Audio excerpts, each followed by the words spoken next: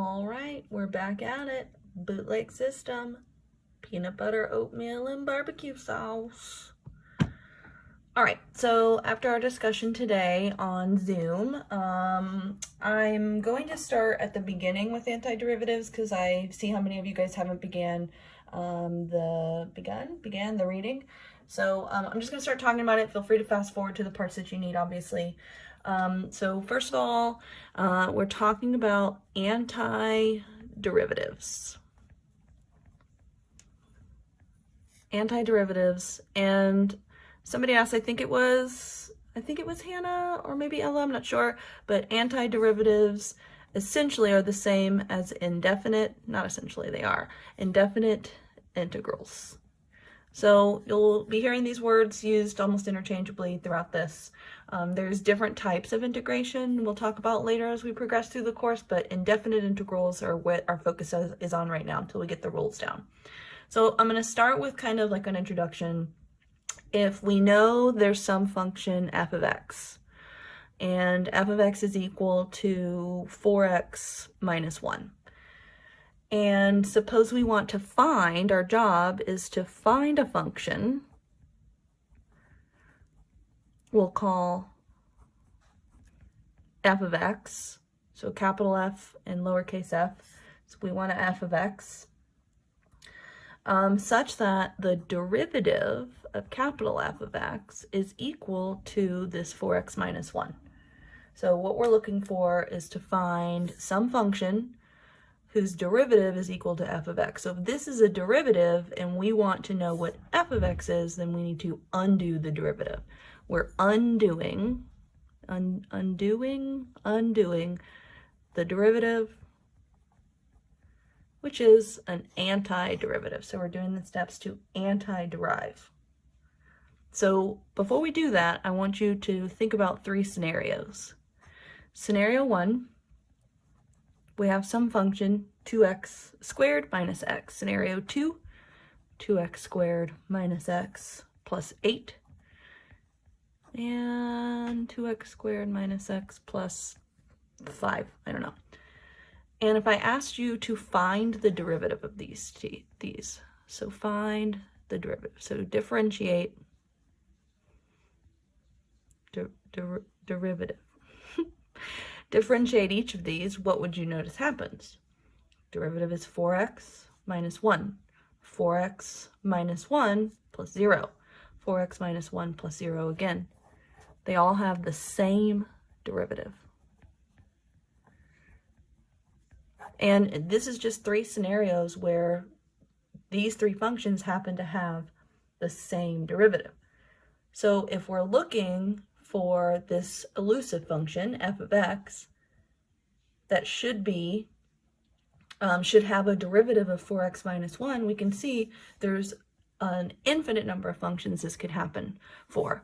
So when we find f of x, essentially what we're doing is we're finding a family of functions, and we have to come up with a way to represent that. So what we do is we say f of x is equal to 2x squared minus x, but then we have to account for the fact that the original function may have had some constant, and that constant could even have been 0, like in this situation. So we always add plus c. And this plus c is called the constant of integration. And it's just some arbitrary constant where it could be any number for our purposes right now. When we get into later lessons where we talk about definite integrals, we'll be able to solve for c. If we have some additional information, we would need to know what c is to finish that off. So we'll be able to find c eventually, just not quite yet. All right, so just seeing what else I wanted to talk about. All right, so keeping on this topic of antiderivatives or integration, I have a few examples that I want you guys to think about. So let's say we've got A, B, C, D. I think I went, nope, I think that's all. Okay, so we have x, x squared, x cubed, and x to the 4th. And I want you to find the antiderivatives of each of these. So to find the antiderivatives, think about what we have to do. If this is a derivative, it's x to the first power. So what was it before it became x to the first power, before we took the derivative? So it had to have been x squared, because we dropped the exponent using the power rule. So that 2 would become a 1. We subtract 1. But if we look here, this derivative is equal to 1x. So if I were to differentiate x squared, I would have 2x. So how can I account for that 2 being missing? There should have been a coefficient of 1/2. So I can always check my work here. If this is the antiderivative, if I were to derive this, I should get back to this answer. So the only thing missing from this is the fact that there could have been some constant that when we took the derivative disappeared, and that's why we're not seeing it there. So I'm going to do the same thing here, x squared. If it's x squared, when I took the derivative, then the antiderivative would have to have been x cubed. If I want this coefficient to be a 1, then I would need a 1/3 in front. Can't forget my constant. Same thing, 1/4 x to the 4th. Same idea. This would have to be x to the 5th, but I want a coefficient of 1 here, 1/5. So essentially I'm showing you this so that we can develop a rule, and this rule should be in your formula packet. If I had some function x to the n power, what would the antiderivative be? So let's think about how we can create a rule here. What would the antiderivative be? So we know that the exponent would have to be whatever n is plus 1. So x to the n plus 1 power. Now I need to think about this coefficient. So let's look about what's happening here. So I have a coefficient of 1, and then it turned into a 5. Well, how would I get a 5 from here, or a 4, or a 3, etc.? It's 1 over n plus 1 becomes the coefficient, and then I can't forget my constant. So this is one of the most basic and probably the first integration rule that you have in your packet.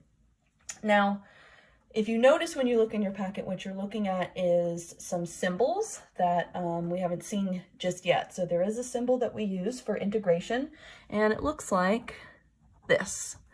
So this is the symbol to take an integral, and it is a big fancy S, and there's a reason we use the letter S here, which we can talk about as we get into the fundamental theorem of calculus. But this is important information. So I'm going to flip the page so I can talk about it a little bit more. So all that symbol does is just tell you to take an integral without using any words. So let's go ahead and define this for you. So we're going to still say if the derivative of the f function was equal to f of x, then, so let's define some stuff here. We're going to use our new symbol, right? So the integral of f of x dx is equal to the function that we found. So I'm just going to highlight some stuff. Got some color markers here. So first of all, ew, let's see if it works. Oh, gross. It's fine. Got to do what you got to do, right? So this green box is, I can't use this. I'm just going to write what it is. This green box here is called an indefinite integral. Okay, let's use a different color. F of x here, this guy, let's do this, is called an integrand. Use this gross lumpy marker for a second. Ew, ew, ew, it's on my paper. Ew. Okay, this guy, okay, I don't know what happened to my markers. This is real gross. This guy is the variable of integration. And over here, this is obviously the answer. And just in case we forgot, I think I have one other color. Yes. He is very important. Okay, well, I'll just, the constant of integration. My system worked perfectly until the very end and I screwed it up. It's fine. Okay, So when you hear this terminology, you can always look back, write this down in your notes so that you know what we're talking about in class. So, well, in virtual class.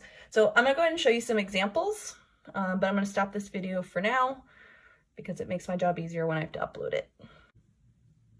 Okay, so I have a couple examples here. You can see that green marker has pooped all over my paper. That's amazing. Pretty excited about it.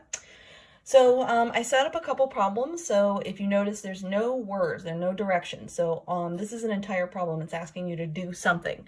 So this is saying antiderive, find the indefinite integral of this integrand. And dx here, it's the variable of integration. It's just telling you what variable you should be antideriving with respect to. So it's not super important, like doesn't really, it probably doesn't make sense as to why it's here for you guys on these two, but if I were to add a third example here, and I said antiderive 3 du, that one could be a little bit confusing, because what does the u mean? So again, that's just saying when we antiderive, instead of using x, we're going to use the letter u. So obviously we can use any letter we want whenever we're working with equations. So I'll come back to that one in a second. Let's start up here because this goes back to what we just talked about a second ago. All right, so the first thing I would do is, these are also included in your packets, right? So we've got some packet formulas. So what we're seeing is I have a nice easy power rule like the one we talked about. This one's a little bit different, so I'm gonna go ahead and rewrite it. So it's x squared plus x to the 1/2 power. And we can treat these separately or as individuals instead of as an entire function. You can antiderive them separately. I'm just gonna do it all at once. I don't know. So we saw already what is the antiderivative of x squared, 1/3 x to the 3rd power. So if I was going to finish now, I would say plus c, but I have to keep going because I have another term in my equation. So I have 1/2, I have x to the 1/2 power, so I need to think about what the antiderivative of that one is. So I'm just going to start by writing my variable. I'm increasing this by 1. So if I'm adding 1 to 1/2, that's 3/2. So what would the coefficient of this term have to be? That when I multiplied 3/2 by the coefficient, I got back to the 1 that's up here. So 3/2 times what equals 1? 2/3. 2/3 plus c. That's our answer. Easy peasy. All right, the next one, very simple. I just want to show you there's a rule we can use. So this 2, that's a coefficient already here, you can pull a constant out. So 2 times the integral of x cubed. So now 2 times, this is much easier, 1/4 x to the 4th power. So I'm just keeping the 2, just factored it out. And now I just antiderive x to the 3rd power, which is pretty easy. You can see the final answer would be 1/2 x to the 4th plus c. So a lot of times we get the question, if I forget to add the plus c at the end, will you mark me wrong? And the answer to that is yes. It is very important, and we'll talk more about it later, but it is very important, so you need to make sure that you include it. All right, finally this one. So if I think about what I've got here, I have a function that's just equal to 3, right? 3 is my integrand. 3 is the thing that I'm trying to antiderive, right? My variable of integration is u, which means when I antiderive this, I'm using u's instead of x's like I did in number 1 and number 2. So if the derivative of something is 3, what did it look like before we took the derivative? Well, if I'm just left with 3, which would have been a coefficient, right, then the function would have been 3u, not 3x, 3u, because this is telling me that I should use u as my... I got a phone call in the middle of that final explanation. So 3u plus c, and then I drew a box around it. Okay, a couple more examples of some that can throw you guys off occasionally. So we've got 1 divided by x to the 3rd power with our variable x. So first thing I'm going to do is rewrite this as x to the negative third power, because that makes it a lot easier for my brain. So if I am going to use my rule, so I can go back to my rule, so it should be 1 over n, right, n plus 1. So negative 3 plus 1 is negative 2, x, and then it's n plus 1, negative 2 power, plus c. I can just clean this up a little bit. Negative 1 over 2x squared plus c. Although there's really nothing wrong with leaving it this way. I would clean up the coefficient, but there's nothing wrong with that guy. All right, finally, this one can get you guys a little bit confused as well, so always rewrite. So t to the 3/5 power. So you see now I'm using the variable t here, so you can see the variable, right, is a t. It's dt instead of dx. All right, so let's think about what I'm doing here. So I like to do these kinds a little bit differently. So again, when I have a fractional exponent, I know it's going to be t to the what power? N plus 1. So 3/5 plus 1, or 5/5, would be 8/5, right? And so then I can use my formula to say it's 1 over 8/5, but 1 over 8/5 is essentially just the reciprocal of 8/5, which means this coefficient should be 5/8. Can't forget my plus c. And then of course we could rewrite that if we wanted to in this form, but it's not that you have to do that. It's just a good idea. Okay, so that moves us into a new kind of rule or investigation. So if I gave you this equation or expression to solve, so find the antiderivative of x to the negative 1 power with respect to x. So if we use the rules that we just talked about, the answer to this should be 1 over n plus 1. So negative 1 plus 1 is 1 over 0. X to the negative 1 plus 1, 0 power, plus c. Now, the problem with this is undefined.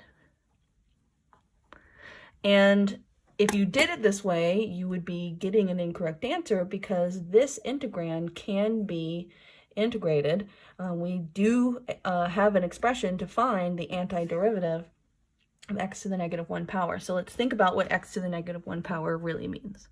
So what we're finding is what expression has a derivative of 1 over x. So what expression has a derivative of 1 over x? Because remember, that's what an integrand is. It represents a derivative. So if you think back to your derivative rules, we know if 1 over x is a derivative, then the function that was derived to find this was the natural log. So to integrate 1 over x, the answer is the natural log of x. Now, it's the natural log of the absolute value of x, and there is a proof for this. I will attach it in the video. I'll just show you in the video, and you're free to work it out if you want to, but there's a reason that we have to include the absolute value signs there. So this is one of the number one missed problems is when we ask you to antiderive 1 over x or natural log of x, even if there's like a coefficient or whatever, and you guys will try to do this rule. So it's important for you to recognize. So they do give it to you in your formula packet. So just make sure that you are using the rule. Now that being said, what about the antiderivative of e to the x? What is the antiderivative of e to the x? So what function has a derivative of e to the x? This is the easiest one out there. It's just e to the x plus c, because again, we don't know if there was some constant there that got derived and left us with this derivative. All right, so these two are rules in your packet. So I'm going to just show you guys some examples of that. Okay, so I wrote out some examples for us to work through. So we're anti-deriving these 4 functions. So I'm going to show you the way that I do this. I don't know. I mean, there's different avenues and we're all going to arrive at the same destination. So What I like to do is try to make these functions look as close to the rules as possible. So I see 3 over x here, but I want to rewrite it as something with a 1 over x. So I can rewrite this as 3 times 1 over x and then move the 3 out. So that way, this is my integrand now. I'm just anti-deriving 1 over x. So it becomes 3 times. Now I'm going to do my integration process. The integral of 1 over x is the natural log of x plus c. And that's the answer. Same thing here. I have e to the x divided by 5. I want it to be e to the x. So e to the x times 1/5, which is 1/5 times the integral of e to the x dx. It's 1/5 times, well, what is the antiderivative of e to the x? E to the x plus c. Done. Now, I will say I am kind of skipping a step here. I'm assuming that you guys have done your reading. So it's 3 times this expression, natural log of x plus c, but we only ever write the final constant of integration. So even though technically, algebraically, it would be 3 times c, we still treat it as just a plus c. So the reading does a good job of explaining that, but if it doesn't make sense to you, let me know and I can update you. So I'm going to do this again. 1 divided by 2x, I want it to look like one of these rules if possible. So that could be 1/2 times 1 divided by x, meaning I can take the 1/2 out. So I have 1/2 times. Now I just have to anti-derive 1 over x. It's easy. It's in my packet. It's in my brain. There she goes. Finally, this one's a little bit easier. I threw it on here because we're using a different variable. Don't be afraid of the different variables. So it's 5 times, I'll do it, e to the u. So 5e to the u plus c. And that's it. All right, so I wrote a couple weird ones. So I'm calling them weird just because they can look a little bit overwhelming at first, but all you have to do is simplify them. So just think about how you can simplify them first. For example, number 1. So 2x squared plus 3, that quantity is squared, and we need to anti-derive it. So for this one, instead of, there is no chain rule for antiderivatives. A chain rule is a derivative rule. So we can't use a chain rule here. So we should go through the process to simplify a problem like number 1. What I mean by that is 2x plus 3 squared, we're going to actually square it. So we're really anti-deriving 4x to the 4th plus 12x squared plus 9. So again, I just applied double distribution, FOIL, whatever you want to call it. So now I have an expression that's very simple to anti-derive. So 4x to the 4th. So I'm using my rule, 4/5 x to the 5th, plus 12x squared. What did it look like before I derived it? If this is a derivative, so we had to have a 3 here. What had to be here to give us a 12? 4x cubed. Constants are very easy. What's the antiderivative of a constant? 9x plus c. Can't forget it. And that's it. So you'll be tempted to try to create a chain rule. There isn't one. We don't have one. There is a way around it. There is a way that there's lots of different rules. I'm saying there's a way around it for our specific standards that we have to cover. And we'll be talking to you guys about that next week. All right, so let's look at the second one. So again, there isn't a quotient rule. So there's not a chain rule, there's not a quotient rule for antiderivatives. So how do we find the antiderivative of an expression like this? We simplify it. So each of these terms are going to be divided by x. So 4x squared divided by x is just 4x. 2x divided by x is just a 2. 3 divided by x, I'm just going to rewrite it as 3 divided by x. And we just saw a second ago what the antiderivative of 3 divided by x was. So this becomes very easy. If I have 4x and I antiderive it, that guy was a 2x squared. 2 had to have been a 2x. And then the antiderivative of 3 divided by x, 3 times the natural log of x plus c. We're all done. Easy peasy. All right, number 3 looks really difficult. Again, it looks like a chain rule problem. There ain't one. So how do we do it? Well, go back to what you know about logarithms. So I can simplify this using logarithm rules. This is equal to the antiderivative of 4t times the natural log of e dt. Well, what is the natural log of e? It's equal to 1. So all I have to do is antiderive 4t. How easy is that? The answer to this is 2t squared plus c. Now this one I threw on here just because it can looks a little bit confusing. You can treat this one the same way we did number 2, or go back to the rules that we were talking about before. This is essentially e to the u power minus 4 times the quantity times 1/2. So I can say it's 1/2 times the integral of e to the u minus 4. And now I'm just ready to do my thing. So what is the antiderivative of e to the u? E to the u. Easy. What about 4 minus 4? And I'm using the letter u because it told me to. So again, I'm going to show you what I mean by this. So you notice I drew a set of parentheses here because now they do matter because there are 2 terms. And I could even throw in my plus c there because this is the antiderivative. So then I would have to distribute. I would have 1/2 e to the u minus 2u plus 1/2 of c.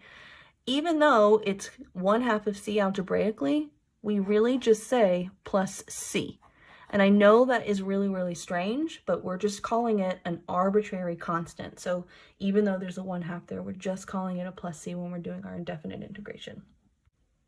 All right, last but not least, I have to throw in some trig rules. So you can derive these if you want to. You can look at, I know the cognity is there for you guys.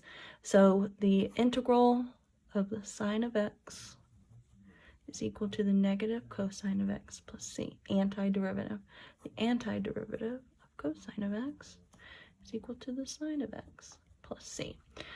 Now, the problem with this is usually we don't just give you simple problems where this specific rule would be applied. For example, an easy one like antiderive 2 cosine of x. So we can rewrite this. So it's 2 times, well, what is the antiderivative of cosine of x? Sine of x. So it's really easy just to apply those rules straightforward like this. Generally, what's going to happen is you're going to have some composition of functions where you're not going to be able to simplify like we saw in previous examples with some of those polynomial or other types, exponential, other types of functions. So what I mean by that is, what if I had something like, I don't know, 4 cosine of 4x. So this is not just going to be, it is not equal to 4 sine of 4x plus c. And the reason for that is if I were to take this function, if I said this was my answer, I can always check to see if I got it right by deriving it. So what if I differentiate 4 sine of 4x? I should be able to get back to 4 cosine of 4x. So if I try that process, I have the derivative of this, so this is just a little side note. The derivative of this would be 4 cosine of 4x times 4. And then the derivative of plus c is just 0. So this would actually end up being 16 cosine of 4x. So what do I need to do to make 16 cosine of 4x equal 4 cosine of 4x? So I need to divide by 1/4. So there's a process that we'll teach you guys called u substitution to help you with this. But for now, I'm going to go ahead and give you the formulas. And I don't know if they have these in your booklet or not. So I'm going to show you the formulas, and then we're going to come back and do this one. So I'll show you the cosine one. So the antiderivative of, cosine of ax plus b would equal 1 over a, the coefficient of x, times the sine of ax plus b. and then the whole function is plus c. So plus b would just be if there's something added or subtracted. So we're not seeing that in number 2, this example, but in the event that there was something added or subtracted from x, you can see it's going to stay as part of the argument of sine. So now if we apply this rule to number 2, we can see this is not true. What we need to do when we solve this, so if we notice how this is set up, a is the coefficient of x. So you can see there's nothing added or subtracted, so there's no b for this one. So I'm still bringing that 4 to the outside. I can say cosine of 4x.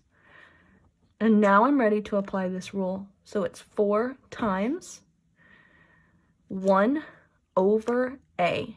So a is the coefficient of x, so it's 1 over 4 times the sine of, ax plus b, which is just the original argument, so it should be 4x plus c.